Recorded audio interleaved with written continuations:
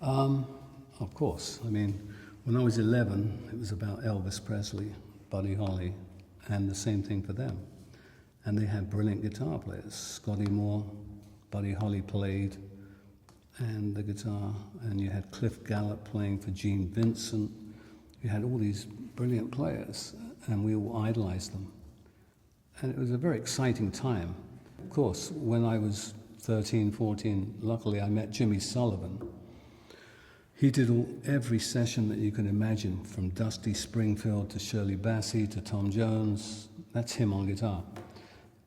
And but unfortunately on record, he was only known to be a jink, jink, jink. That was his part.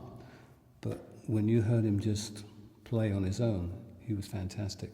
He lived down the road from me, Jimmy Sullivan, and my brother's wife knew him, and she brought him around the house, and God, he had the first Gibson Les Paul in the country. I think it was Sister Rosetta Tharpe's guitar. And I was just, as they say, gobsmacked.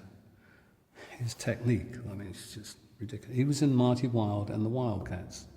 Do you remember them at all? And they had a show, I think it was every Wednesday night from 9 o'clock to 10 or something on the radio, BBC Radio.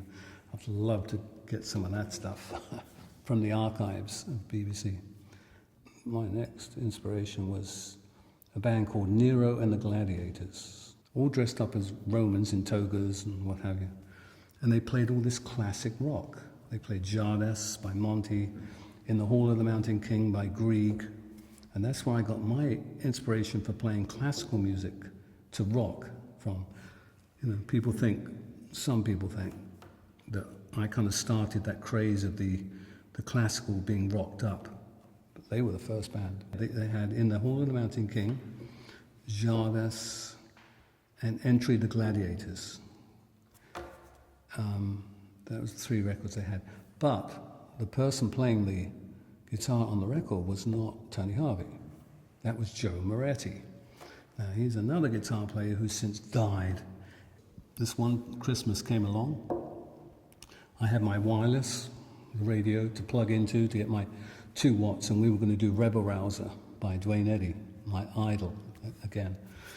So I was having trouble with the pickup, and I kept plugging it in, unplugging it, and at one point, I got so frustrated, I'd forgotten that I have to plug the guitar into the radio, and the radio plugs into the wall.